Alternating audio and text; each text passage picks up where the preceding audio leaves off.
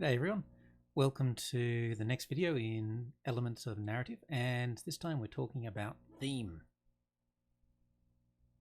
So just a quick review of our narrative elements. So what is theme? Well, in the basic sense, the themes of a text are the big ideas in a text. So we could be talking about general basic things such as love, war, death, life, or justice.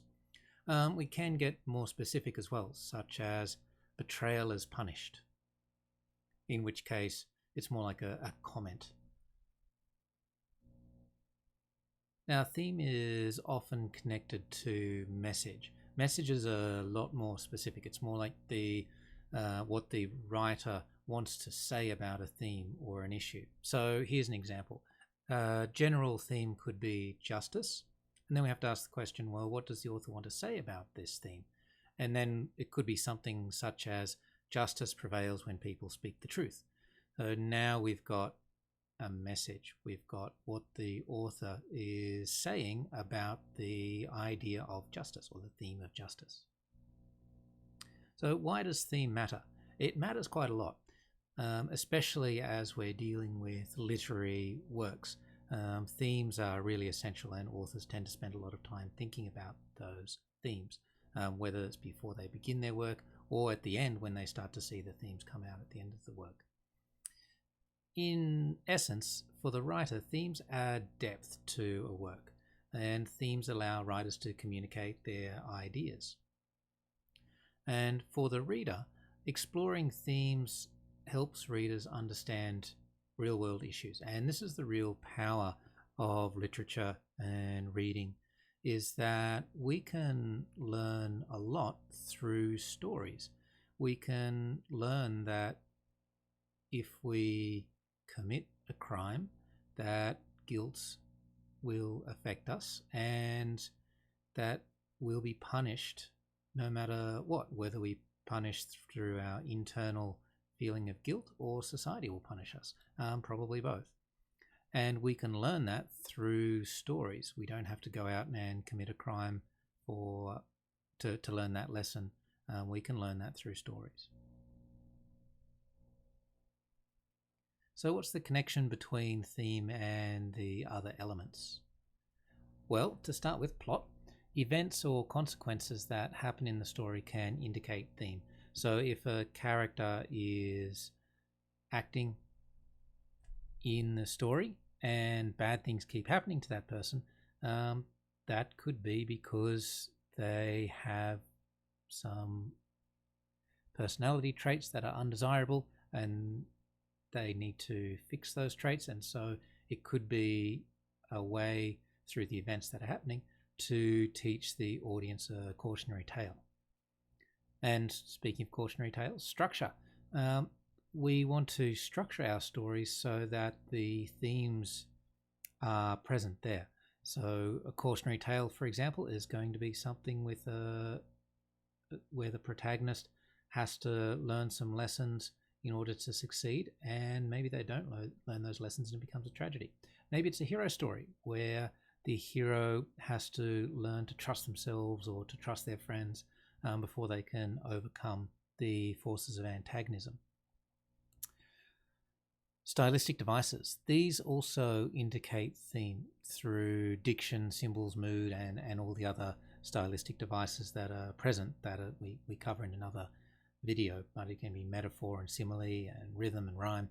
All those are stylistic devices, and they can help us indicate theme, and particularly the writer's stance on a theme. So we could have a theme present there in the story about love, but depending on the stylistic devices that are used, how the author represents those themes, we can figure out whether, well, love taken to an extreme is damaging to a community, for example. So, or love is an important part of growing up. So that tells us those stylistic devices can point us in the direction of the theme and also what the writer's stance is on theme. Genre. Now, some genre lend themselves well to particular themes. Some genres, it's less important. But for example, dystopian futures work really well with themes connected with power and corruption. Setting. Setting usually connects with theme because setting can mirror the themes. Now, this might be the setting of the entire work, or maybe particular settings within a story. So it might be a room or a house within a story, or it might be, if it's a sci-fi, maybe it's a planet that's representative of a theme. Moving on to point of view. Point of view can help bring out theme. For example, if we have the point of view from an unreliable narrator, that tends to lend itself well to the author being able to criticize society. Think, for example, when we're actually seeing the story through the villain's eyes and the reader starts sympathizing with the villain, and then all of a sudden our moral questions start getting raised about, well, what is right and what is wrong. And so this tool of the unreliable narrator can help us do that. There are other tools such as naive narrator that can help us deal with issues of maturity. Moving on, conflicts. Now, the conflicts of a story directly relate to theme because the conflicts are essential to driving the story, but they also point out the theme. So, for example, in Macbeth really has an internal conflict at the start, and he realizes that ambition is one of his forces of antagonism, and so ambition is definitely a theme of the play of Macbeth, and becomes a message about, or a cautionary tale about, when unrestrained ambition takes over. So that internal conflict is really important. It can also be conflict with society, or interpersonal conflict, or conflict with the environment as well. They can still bring out those themes. The outcomes also tell us what the writer's stance is on those themes. If the outcome is positive, then we're looking at a story where the themes are more positive. If the story is a tragedy, then the themes are more negative and more cautionary. And finally, character. Characters are often used to represent themes. A great example is Atticus in To Kill a Mockingbird. He represents justice. All right, that's it for now. If there's any questions, please let me know, and see you next time.